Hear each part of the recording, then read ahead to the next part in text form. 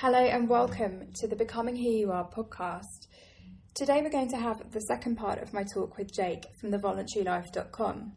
Jake runs a podcast called The Voluntary Life where he talks about different ways that you can find freedom in an unfree world.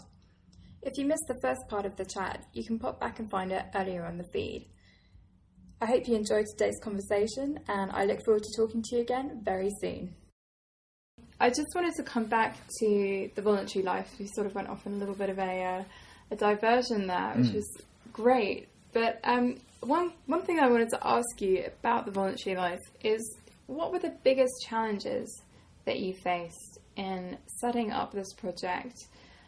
Because I know that you were in entrepreneurship for about 10 years, so you have a lot of experience in sort of striking out and doing something yourself and being in, sort of project managing it and getting going. And one of the things that I've really struggled with is the idea of kind of putting myself out there and being visible. And obviously you had a lot of experience with that before starting this. But, were there any challenges in particular, maybe some that you weren't expecting to have that you had? In terms of setting up the podcast? Yeah. I think the thing about the podcast is because it's something that has evolved just as a labour of love. I just really enjoy doing it. So I think it's, for me, it's been really good fun doing it. And I suppose it's not, because it's not really a business at the moment, and I'm not sure what I want to do with it. I am taking donations and it is starting to be that, but I don't feel like that pressure that I did, for example, when I started my business. When I really that was I think a lot more difficult because there was a lot more riding on it. That was basically how I was going to support myself. And so that, I think, it's in starting a business where I probably can say more useful things about that. What I really like about what you said, though, is that, if there are people who are listening who they've got their own ideas, they've got their own projects that they want to start, what I'm hearing from what you're saying is that when you're trying to make it a business, there's that real pressure there, which is what you felt before. But if it's more just like a side project, a hobby, and something that you're really passionate about, and like you said, you accept donations, so maybe there's the potential to turn it into a business in the future. But right now it's just something that you are purely doing out of passion for the topics, passion for sharing the ideas and so on, and kind of making connections with other people who have those passions as well. That actually that's a lot less pressure and a lot less challenging and stressful than perhaps jumping straight in and trying to do something yourself. Yeah, I think it depends on what you want from the project.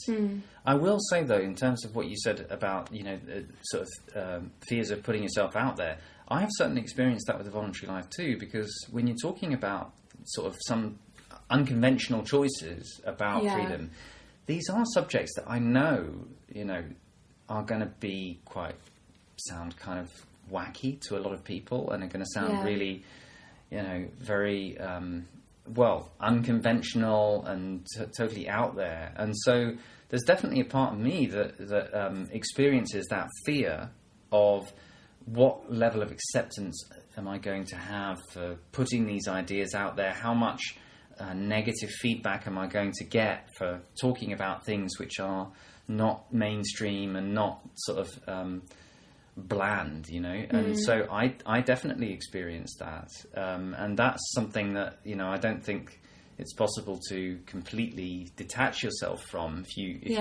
We're so social that everyone's always going to be a bit have a certain sensitivity and fear about whether they themselves are going to be accepted in the country they live in, the place where they live, and stuff for the things that they do. I think that's a genuine thing that we have to experience. Yeah, and I think, again, it's a really valid fear as well, because ultimately if you are doing something creative, which, your podcast is, and you're really kind of putting your opinions and your values out there, people are going to criticize you because, hate is going to hate, basically. You're never going to be able to please everyone. Absolutely. And I think, so it's really, I guess what I get from what you're saying is that it's less about kind of trying to avoid criticism and sort of watering down what you have to say to do that. And it's more about just feeling confident enough in your values and feeling secure enough in what you believe in and passionate enough about it to be able to weather whatever comes your way. Yeah, definitely. Because I mean, everything that I'm doing, I really believe in all of the ideas that I'm talking about. And where there's sort of ideas that I don't actually agree with, I'm still happy to put them out there in terms of saying, this is a different perspective or whatever. Yeah. But the thing is that, because I feel happy and confident about sort of why I think these are valuable things for other people to consider. And the thing is that also other people are going to have to decide for themselves what they make of these things. Absolutely. I'm not actually that invested in whether or not people choose to use these ideas in their own lives. That's up to them. Yeah. I'm interested because it's for me that the journey is also about finding out more about freedom for myself. And I'm interested in terms of other people's ideas and everything, but it's up to everyone themselves to decide how free they want to try and make their lives. Absolutely, I couldn't agree more. And I also wanted to say that it is a risk because we are social beings. We do, we really need acceptance from the community around us, and that's on an evolutionary level, it's really necessary to our survival as well. Just a really basic instincts like that.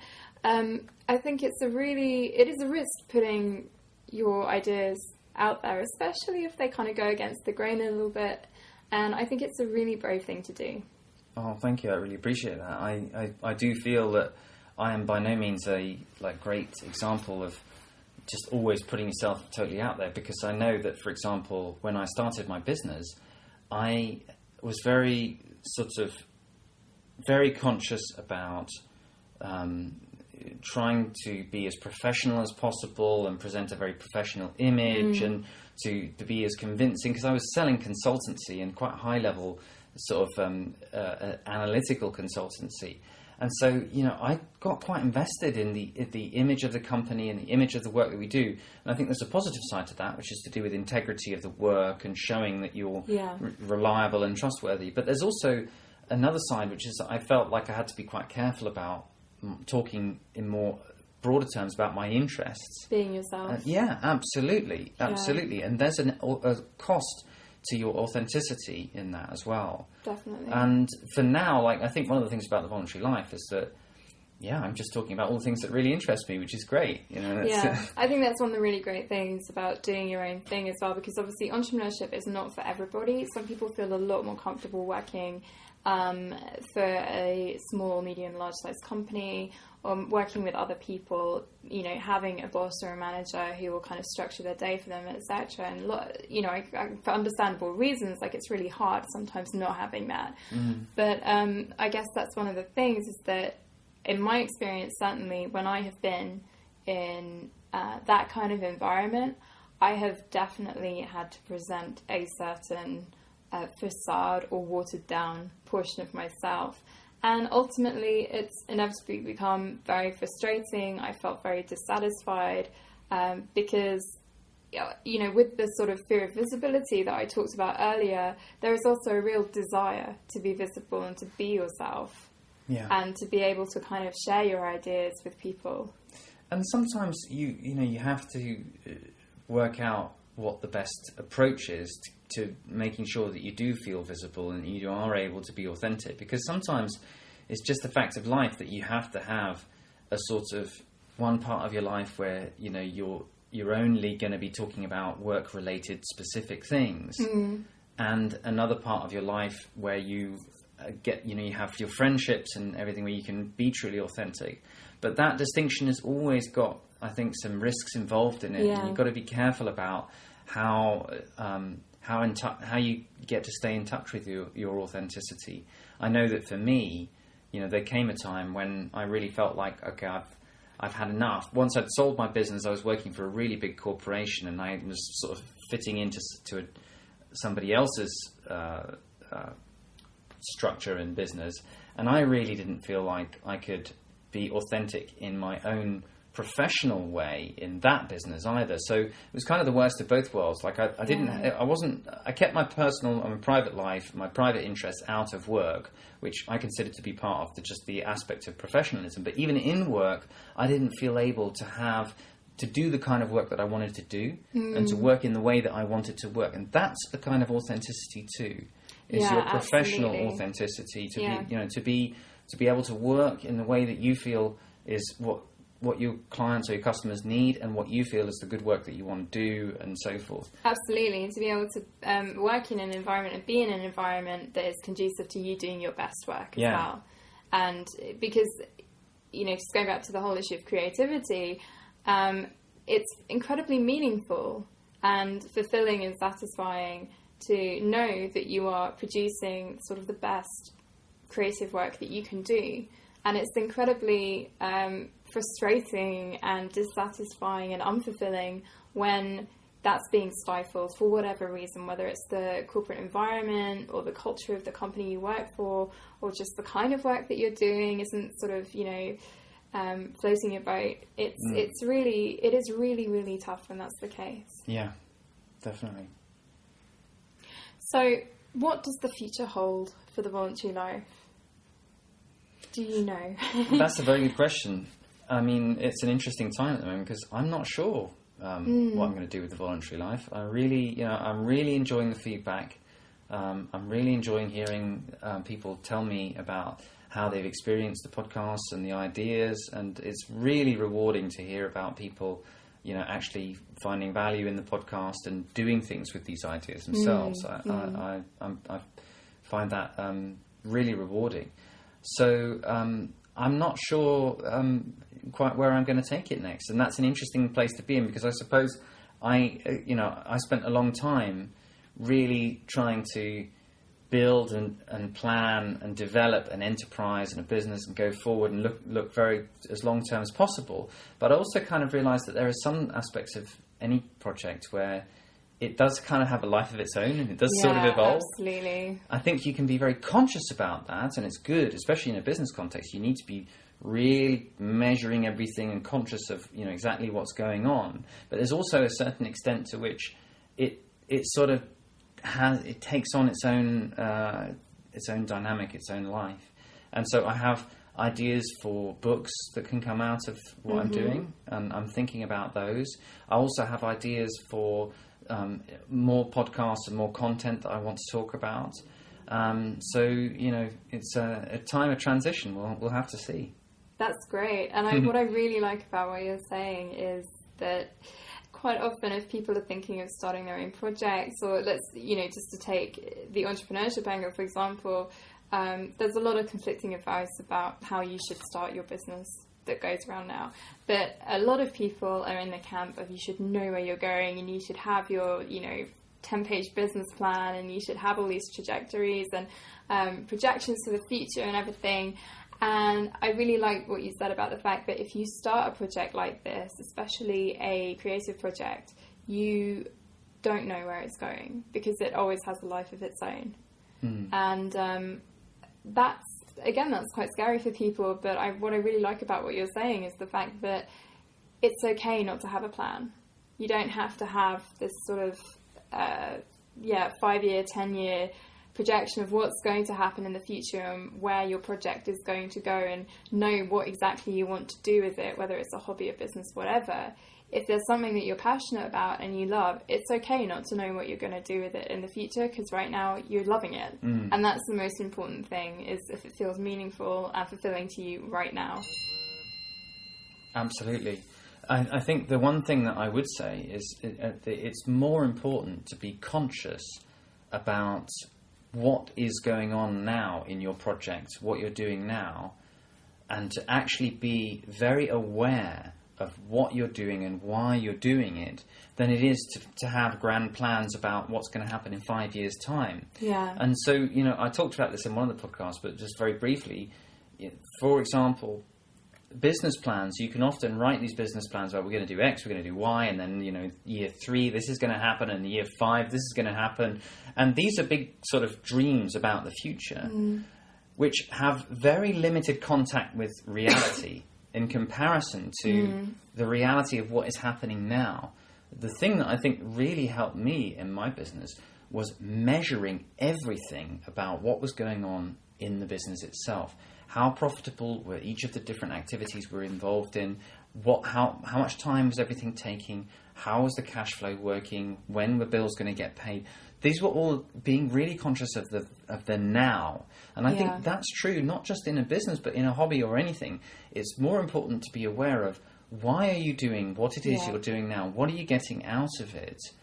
What's actually going on? Because in a sense, that gives you the information about where to go next. Yeah. If in a business, if you know, like if you're measuring everything and you know this project is really profitable and this project is totally unprofitable, that is important information that you can use to actually, change direction of the business and go in the direction of where you think you're going to have more opportunity. And that kind of information is about leading a conscious life. It's actually about being aware. It's like the Socrates thing about the unexamined life is not worth living. I think that's where you can get real value, is in being conscious of what you're doing now. It's great to dream. It's great to have plans. And I've got nothing against sort of having long-term dreams and visions and plans and goals. That's all great. But the value of really being conscious about what's going on now, and that means measuring it, is huge. Yeah, so I guess there's two things I'm thinking about hearing you talk like that. And the first thing is that, there's as you were saying, there's the measuring on a kind of analytical level. So, for example, if you have a business or a money-making project, which was a bit redundant because that is a business. There's measuring the cash flow, measuring, how many customers you've got, etc. If you have a website, measuring visitors, bounce rate, and all that jazz. But then there's the emotional analytics as well. So if you have a project that you're starting, whatever kind of a project it is, whether it's for profit or not for profit, whether it's, educational, fun, etc., doing the emotional measurement is really, really important. So how do I feel about this? Why am I doing it? What is my motivation? Yeah. And I think that is what it is to live a conscious life and to do these things consciously. And in connection with that, another thing that you were saying took me back to something that I said earlier about, life is a process and we are constantly changing and shifting. And I've experienced this. I think the real danger with having a big plan is that it's like you set out this groove. You have your big plan way over there, and you kind of set out a groove in the earth going to your big plan, and then you just stay in that groove, no matter what else changes. And really, because we are constantly changing, and our desires and our preferences and our ambitions and who we are is always shifting. That plan might not be right for us at some point, but the danger is if you get stuck in that groove, you're just going to be so focused on getting to the plan that actually you're going to stop enjoying it. You're going to really stop. It's not going to be authentic work anymore, because the focus has become on the plan rather than, okay, how am I doing today? What do I feel today? What is my motivation today? Yeah, I know what you mean. It's a funny relationship with plans and goals and dreams, because I think there's a bit of a dance, a bit of a balance to be had between how you treat those dreams. Yeah. I know that, for example, I can directly look back at a number of things. Well, actually, let me say this first of all. I think the wonderful thing about us is that we do dream and that we do have ideas to change the world.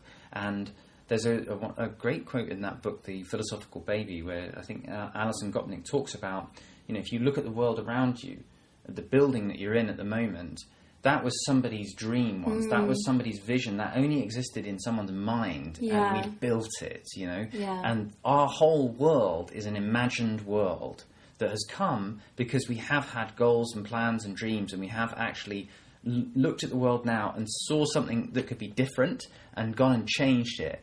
And that's a wonderful thing. It's a really amazing thing about being human, is to be able to dream and have goals. And I love that.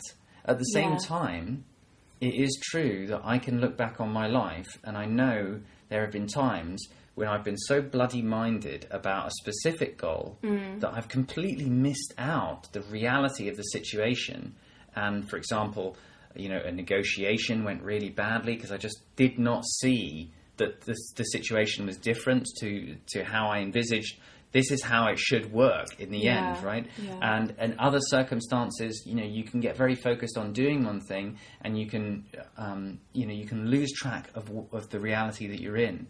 So I think there's that balance of being able to dream and have goals, but also to keep changing your goals or refining your goals when reality shows you different, Yeah, I think that's so true. And I just want to clarify from my perspective, I think having goals and having dreams and ambitions is so important because otherwise it's really easy to just sort of drift and not really do anything. And then you get to, a year later and you're thinking, wow, what was I doing for the last year? Why did I make all these choices? Because you don't have that conscious awareness of what it is you really want. Yeah. And I'm a huge fan of things like visualization, so visualizing the future. And David Allen, in his book Getting Things Done, talks about having the 50,000, 100,000 foot view. Yes, yeah. And also doing sort of 5-10 year plans, etc. And where do you want to be? Who do you want to be with? Yeah. What do you want to be doing in 5 or 10 years' time? And I think those things are really, really useful.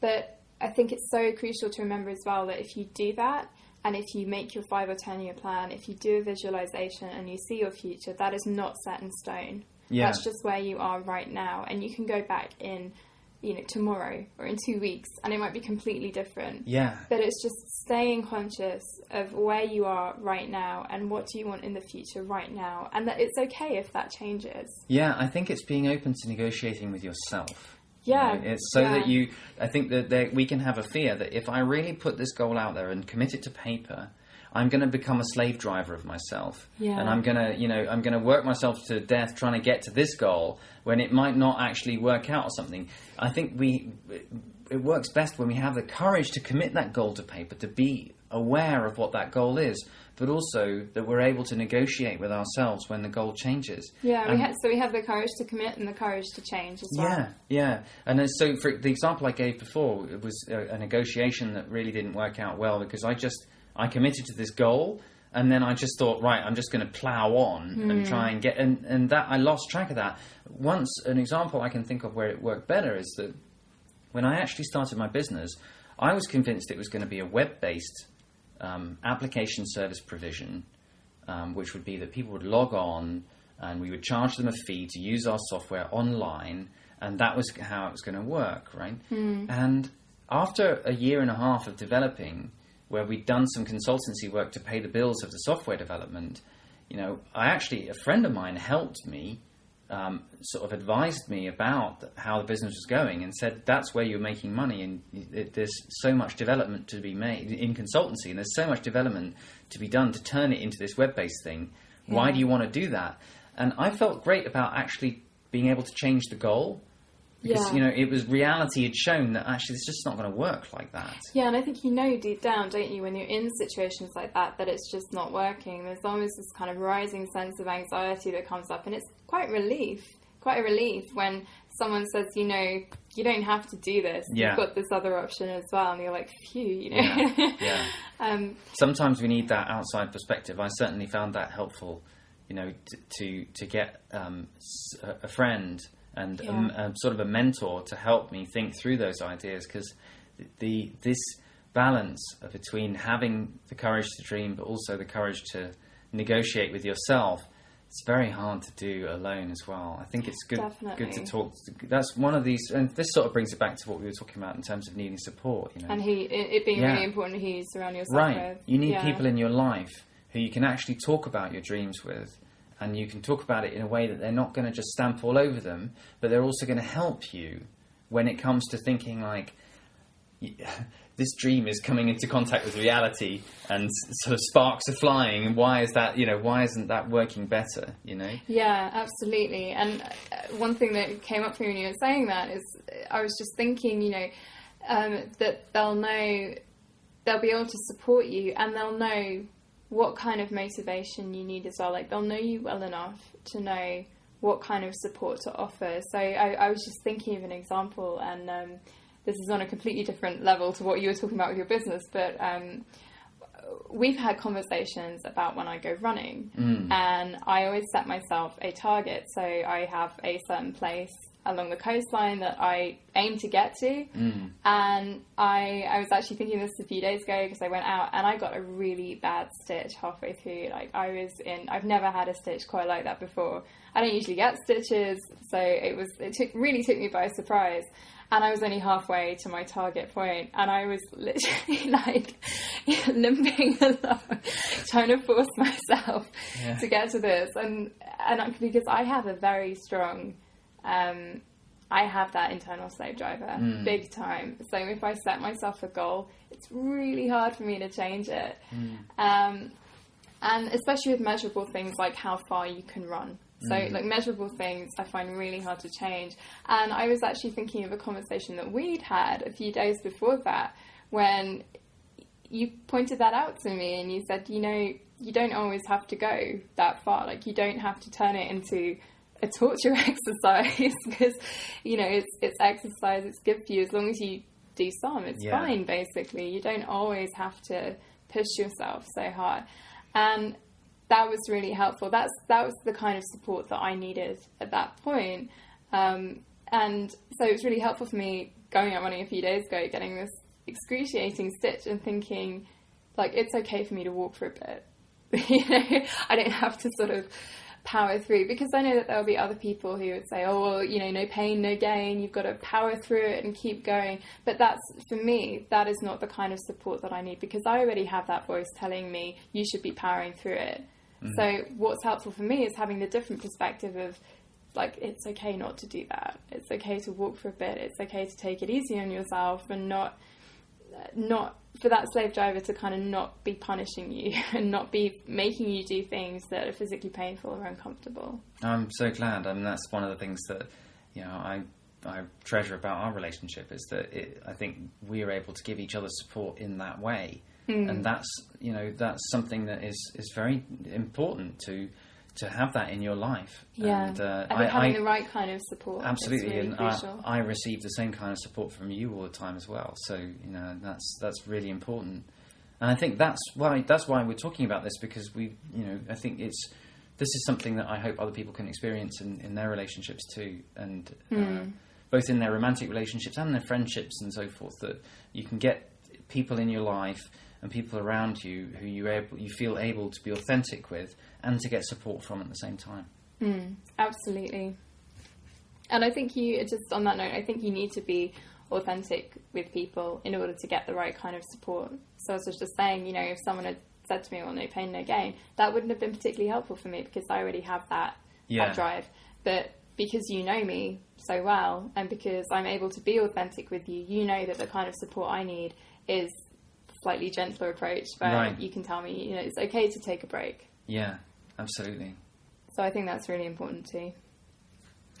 So just as a last question, because we've been talking for quite a while now,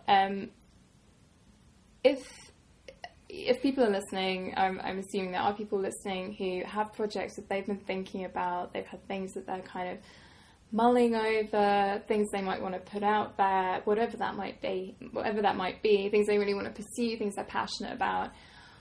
Is there a single, I don't know if it's possible to have a single piece of advice that you would give to them, but is there something that you would want to say to them, or something that you'd want to suggest or advise? Is this for a business or for just any project whatsoever? A project. It doesn't have to be a business. I mean, it's hard to thinking about what I could say about something that would apply in all of those cases. But I think the thing that comes to mind for me is just that I know that for myself, I have always found that my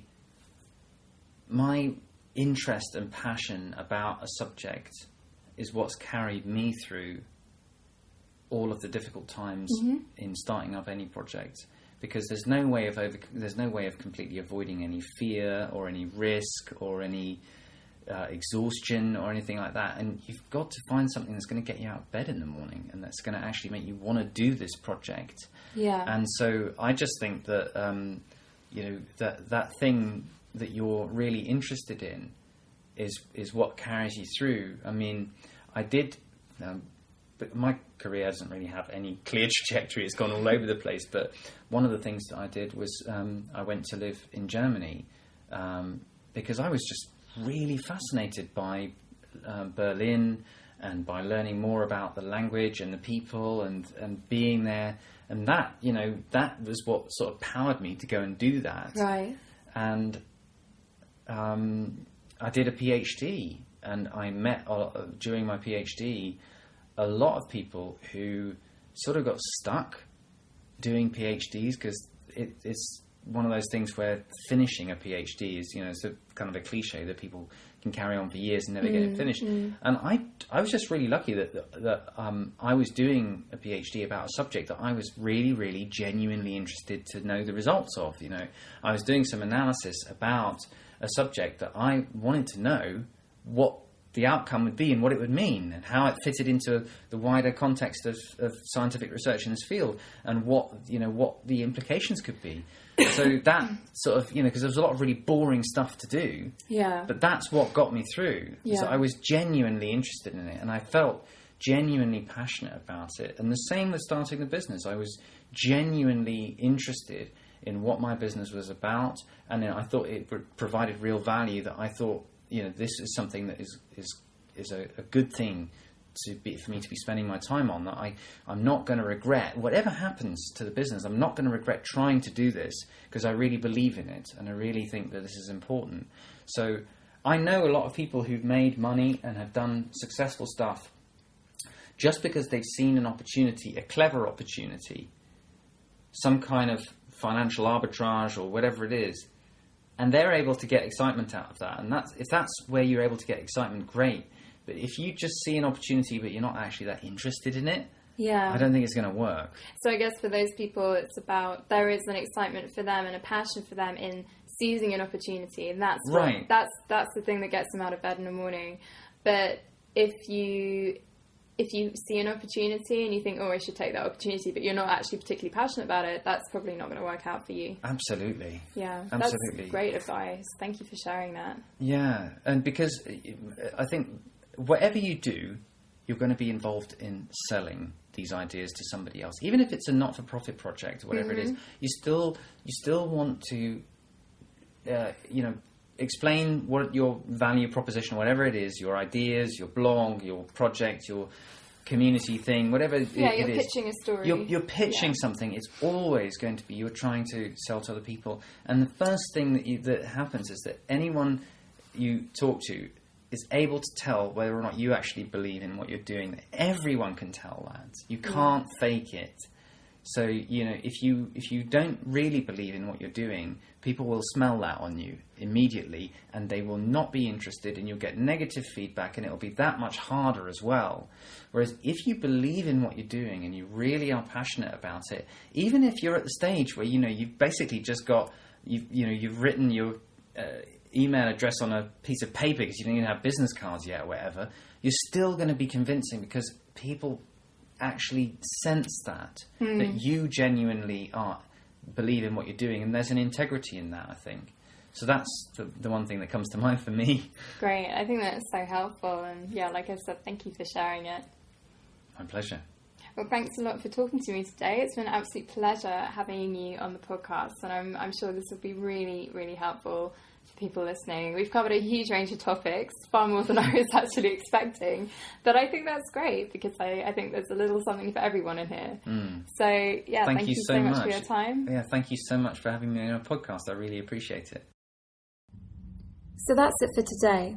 Thanks so much to Jake for coming on the podcast. I really enjoyed our chat, and I hope you enjoyed listening to it too. If you want to learn more about the kind of things that Jake talks about, you can find his website at thevoluntarylife.com or look up The Voluntary Life on iTunes. Thanks so much for listening today. As always, if you have any feedback, I'd love to hear it, so drop me a line at Hannah, HANNAH, @becomingwhoyouare.net. I look forward to talking to you again very soon.